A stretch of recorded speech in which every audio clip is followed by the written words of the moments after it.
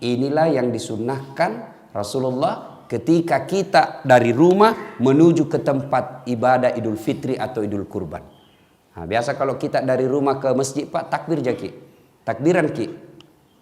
Nah, kalau anak-anak milenial sekarang tidak takbir, Pak, update status. Mulai nak pakai kudungnya, mulai nak pakai bajunya, update status mi, update status. Siap-siap Idul Fitri. Di jalan foto selfie, OTW masjid. Sampai masjid foto lagi, 2 rakaat sholat tahiyatul masjid. Sujud, mana sujud? Nah foto ton dari atas. Alhamdulillah selesai Idul Fitri. Nah itu anak-anak milenial sekarang. Nah, ibu bapak saudara-saudara sekalian, inilah sejarahnya Idul Kurban. Nah, apa kira-kira hikmah yang ingin kita ambil dari kisah ini? Ini yang penting. Sejarah ini insya Allah kita sudah tahu nih, mengerti maki. Nah, sekarang apa pelajaran yang kita ingin ambil? 1, percayalah ketika kita ingin melakukan kebaikan, iblis pasti kepanasan. Setiap kita mau melakukan kebaikan, iblis pasti berupaya menggoda kita. Bukan cuma sekali kita dia goda, berkali-kali dan tidak akan berhenti sebelum berhasil. Salah satu definisi iblis itu berupaya menggoda kita sampai berhasil. Jadi iblis itu tidak akan berhenti sebelum dia berhasil menyesatkan kita. Contoh, hayya 'alas shalah. Nah, bangun ki, nagoda ki iblis dulu. Sebentar pi. Masih ada waktu ini 10 menit baru kamat. Anggaplah bapak berhasil. Bangun, jangan pikir setan berhenti di situ. Nagoda ki lagi. Apa nabisik ki? Dingin. Wudhu. Ke subuh toh, dingin. Akhirnya apa? Wudhu kita tidak sempurna. Buru-buru kita. Percayalah ketika wudhu kita batal, maka tidak sah kita punya sholat. Nagoda ki, anggaplah wudhu sangat bagus. Nagoda ki itu langsung bunyi handphone tak. Bunyi handphone, langsung bunyi. Kita wudhu sambil terima handphone. Yo, sebentar pi, di mana ki warung kopi sebentar? Yo sama makin nanti, tunggu mana? Nah coba, wudhu, sah wudhu kita, tapi dia berupaya untuk tidak menyempurnakan. Kenapa? Supaya kurang pahala tak. Anggaplah kita berhasil wudhu dengan baik, nagoda ki lagi, sampai di masjid. Nah lihat timer, hampir wikomat, dah cukup itu 3 menit, duduk mako salah doa tayo. Dia goda terus kita. Anggaplah kita berhasil sholat dengan baik. Setan putus asa. Tidak. Nagoda ki lagi. Jangan aku pakai surah pendek. Fatihah mau saja. Anggaplah kita berhasil baca Fatihah dengan baik. Dengan surah pendek dengan baik. Gerakannya lagi nak ganggu ki. Sudah gerakan dengan baik. Jangan pikir setan mundur sampai di situ. Nagoda ki lagi. Nabisi ki. Tidak ada kalahku dalam masjid ini. Kau paling soleh. Yang lain salah ngasih. Itu salah cara takbir itu, salah caranya itu letakkan jari, semua salah itu. Akhirnya dalam hati kita muncul ujub, mau dibilang, mau diborro, dia bilang, iya tahu, saya paling soleh di sini. Masuk iblis. Auzubillah min dzalik. Nah, percayalah Bapak Ibu sekalian, termasuk sekarang Idul Kurban. Mau berkurban, iblis menggoda kita. Kambing, 2 juta itu mahal. Bisa aku lagi kasih anakmu untuk bimbingan belajar. Setan masuk di situ. Bagaimana berupaya segala cara agar kita gagal. Makanya ketika iblis sudah menggoda kita, Allah kasih senjata. Senjatanya apa? Kalimat istighfar. Astaghfirullahaladzim wa atubu ilaihi. Ketika Nabi Isra Mi'raj, Nabi makin jauh, makin dekat, ada cahaya kayak api, makin dekat. Maka Nabi melawannya dengan kalimat Astaghfirullahaladzim wa atubu ilaihi. La ilaha illa anta subhanaka inni kuntu minadz zalimin. Itu kita baca. Sudah, inilah hikmah pertama bahwa harus selalu diingat ketika kita mau melakukan kebaikan, iblis pasti berupaya menggagalkan. Maka melawan godaan iblis itu dengan kalimat istighfar. Astaghfirullahaladzim wa atubu ilaihi. Suatu ketika datang anak muda bertanya kepada Nabi, ya Rasulullah saya berbuat dosa. Maka Nabi berkata, bertobatlah. Tapi kuulang lagi. Nabi berkata, tobat kau sedek. Tapi kuulang lagi. Tobat lagi. Buat iblis sampai putus asa untuk menggodamu. Nabi bilang lagi ini anak muda, jadi dosaku jadi besar. Ketahuilah ampunan Allah jauh lebih besar daripada dosa-dosamu. Itu enaknya Tuhan tak. Berdosa ki, datang ki, bertobat. Bukan marah-marah itu Allah kalau kita datang bertobat. Malah Allah janji kita, innallaha yuhibbut tawwabina. Saya cinta kepada hambaku yang bertobat. Beda kita manusia. Bapak datang minta maaf sama saya. Barangkali saya maafkan kita, tapi masih ada syaratnya. Ustaz, maafkan Kak Di. Kenapa? Dulu waktu pilwali itu kita suruh Kak bikin baleho 10. Iya, 7 jiku bikin Ustaz. 3 hilang. Saya maafkan kok bos. Tapi jangan lagi lewat depan rumahku. Masih ada buntutnya Pak. Kalau Allah, kita bertobat, datang banyak dosa, Allah janji kita, saya cinta kok. Innallaha yuhibbut tawwabina. Ibu bapak saudara-saudara sekalian, hikmah yang kedua dari kisah ini, bahwa ternyata aset yang paling berharga itu anak yang soleh. Coba, saya tadi dalam sholat, waduh sempat menetes air mata saya. Luar biasa, saya ingat orang tua saya dengan kejadian tadi.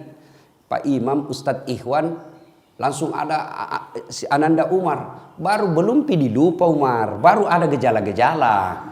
Langsung Umar masuk luruskan bacaan. Subhanallah. Pak, apa bapak tidak bangga punya anak seperti itu?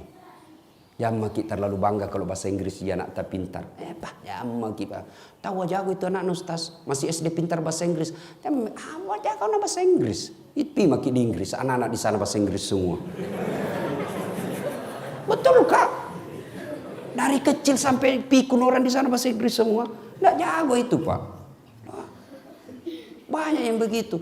Kursus bahasa Inggris mulai dari kelas 4 tahun bahasa Inggris mi. 10 tahun masih bahasa Inggris. Jangan Kak. Kalau berdoa juga nanti tidak jadi bilang, "Oh my God, please help me my father." Taleka. Tidak begitu juga orang berdoa. Jangan makal anak muda. Serius kayak ini bos. Alhamdulillah ibu bapak adik-adik sekalian ya. Saya langsung ingat orang tua saya. Masya Allah. Bapak saya itu kodon tidak pernah belajar agama. Ibu saya juga tidak pernah belajar agama. Sekolah pun tidak cukup. Hanya pandai membaca menulis. Apa yang membuat saya kadang-kala tersentuh. Apa kita tidak bangga Pak? Orang tua tak tanya ki agama lalu kita jelaskan. Nah tanya, yang kasih podang ihe. Dek garek nawat di tempat tepak kuku kumeluk ki makaroba. Lalu kita jelaskan. Itulah bantuan kita kepada orang tua kita. Menunjukkan dia jalan yang lurus. Apa kita tidak bangga Pak? Punya anak ketika kita butuh pengetahuan agama. Dia hadir memberikan pengetahuan itu. Itu kekayaan tak paling berharga. Harta, emas, rumah, mobil. Tidak ada gunanya ketika kita sudah mati. Dan tidak bisa meluruskan iman kita itu. Malah bisa menyesatkan kita itu harta. Tapi anak yang soleh dan soleha Pak. Bangga maki Pak. Insya Allah. Pak kita tidak bangga. Begitu kita, tidak begitu caranya mak begini cocoknya. Subhanallah. Pada usia senja orang tua kita arahkan ke agama yang lebih dekat dengan Allah Subhanahu wa taala. Nah, sekarang orang tua hati-hati didik anak sekarang, Pak. Ya. Siapa yang didik anak tas sekarang? Handphone. Siapa yang didik anak tas sekarang? Warnet. Siapa yang didik anak kita sekarang? TV. Auzubillah min zalik. Saya doa mudah-mudahan tidak begitu anak tak, Pak.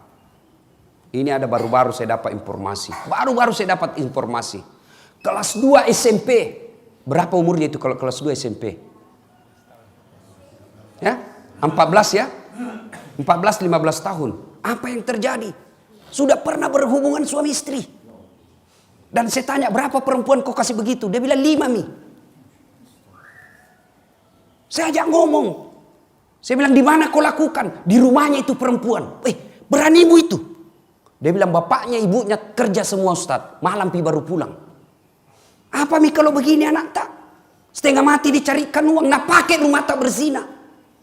Kita bangga mi bagus rumah tak. Kita bangga kita dihormati orang. Kita bangga banyak duit tak. Kita bangga bermewah-mewah kita punya mobil. Tapi anak tak berzina di rumah tak. Tiap hari. Dan itu bukan cerita fiktif. Itu banyak yang terjadi. Ini yang perlu. Momentum Idul Kurban ini. Evaluasi apa anak tak ini seperti Ismail. Atau menjadi anak yang dekat dengan iblis. Tak ada gunanya anak tak tinggi sekolahnya kalau dia jauh dari agama. Begitu kita masuk di kubur, siapa yang doakan kita? Masuk di kubur, siapa doakan kita? Saudara tak? Jangan makin harap. Tanya diri tak masing-masing. Pernah tak kita doakan adik tak dalam 24 jam? Pernah kita doakan saudara tak dalam 24 jam? Jarang. Saya saja minta pi saudaraku baru saya doakan. Doakan kak dia? Iya gampang nih. Tapi ibu bapak lah yang selalu kita doakan setiap sholat ki. Orang tua tak ji.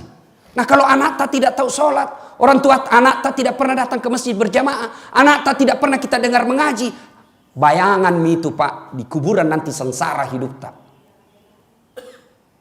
Ayo, jangan sampai anak tak. Kita ini orang tua kan kadang gagal wujud cintanya baik, sayang mau nyayangnya anaknya bagus, tapi aplikasinya yang salah.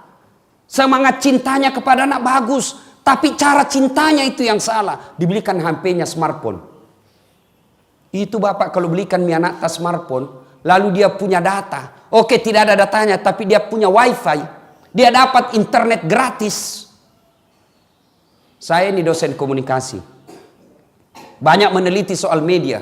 Dan itu anak di mana dapat itu pak? Di mana dia dapat informasi porno-porno? Dari handphonenya.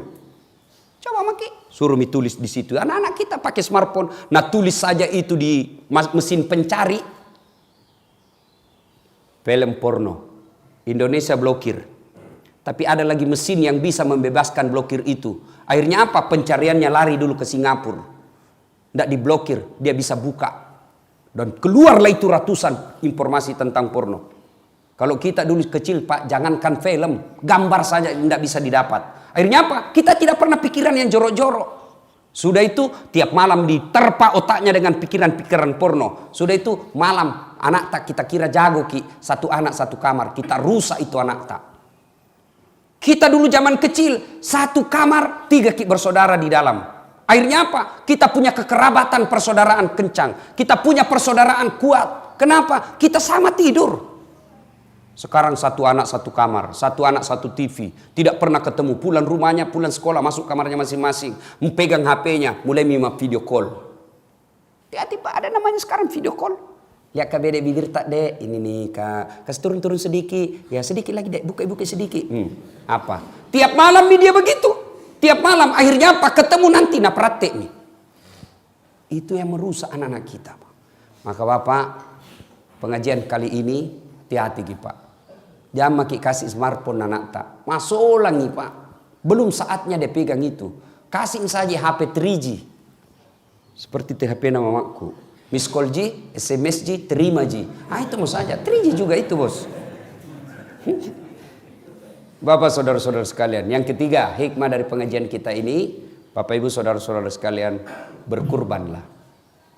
Alhamdulillah. Allah tidak nasuruh jaki potong anak tak. Tapi kambing jina suruh ki sama sapi. Ya kalau nasuruh ki potong anak tanah empat masih ada pilihan. Potong anakmu, dicari yang mana yang paling dongo ini.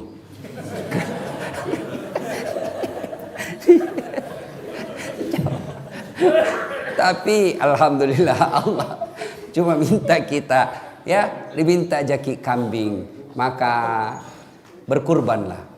Jangan ki lagi saya tidak mampu Ustaz. Baru HP harga 2 juta. Paket data tak 150.000 per bulan. Itu kalau bapak sudah lakukan itu dan tidak berkurban, hati-hati pak. Nah cari ki nanti malaikat. Nah kasih bangkrut ki Allah. Banyak uang tak tapi tidak ada bisa dimakan. Banyak uang tak tapi tidak berkah. Kenapa? Karena kita tidak mau berkurban. Aneh sekarang ini pak. Banyak orang mampu tapi tidak mau berkurban. Saya ulang. Banyak sekarang ini orang mampu tapi tidak mau berkurban. Sebaliknya, banyak orang mau berpoligami padahal dia tidak mampu. Ya, betul toh? Nah, ibu bapak saudara-saudara sekalian. Inilah tausiah kita pada taklim kita kali ini. Mudah-mudahan ada manfaat. Saya agak grogi sebenarnya ini. Kaku betul saya cara tidak bisa keluar ilmuku. Ada Ustadz Iwan bilang, saya jaga diri nanti saya offside. Bapak saudara-saudara sekalian, inilah tausiah kita pada taklim kita kali ini. Sebagai penutup, saya ingin menyampaikan firman Allah. Bismillahirrahmanirrahim. Ya ayyuhalladzina amanu dukhulu fis silmi kaffatan wa la tattabi'u khutuwatis syaitan innahu lakum aduwwum mubin. Wahai orang-orang yang beriman, masuklah kalian ke Islam, ke dalam Islam secara sempurna. Jangan Islam pencitraan, jangan Islam karena mau pilkada dan lain sebagainya. Tapi Islamlah secara benar. Wala tattabi'u khutuwatis syaitan, dan janganlah engkau ikuti langkah-langkah setan, karena sesungguhnya setan itu musuh yang nyata bagi kalian. Mudah-mudahan ada manfaat. Sebelum saya akhiri, ini adik santri, ada yang bisa jawab pertanyaanku. Tadi Nabi siapa yang Ibrahim alaihissalam punya anak? Siapa nama anaknya? Siapa namanya anaknya? Satu? Ismail. Kasih hadiah. Yang bisa jawab jawaban. Ada hadiahnya. Mana Miko dong? Wah. Bukan lupa yuk kasih masuk Umar. Bukan rezeki na Umar. Ya, nanti ada di mobil berarti.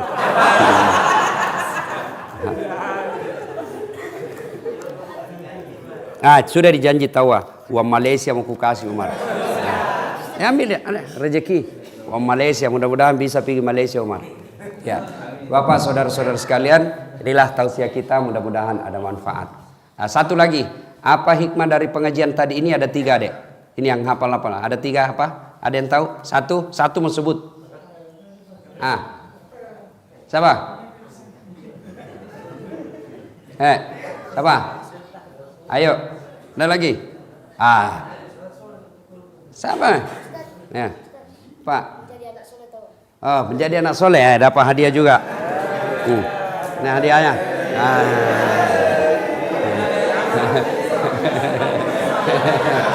Ya, ada lagi. Ini hikmahnya ini Pak, makanya kalau pergi masjid di depan ki duduk. Depan gampang dapat hadiah, ya jauh belai. Itulah hikmahnya, orang di depan itu banyak pahalanya. Ya Bapak, saudara-saudara sekalian, inilah tausiah kita, mudah-mudahan ada manfaat. Lebih dan kurangnya mohon dimaafkan.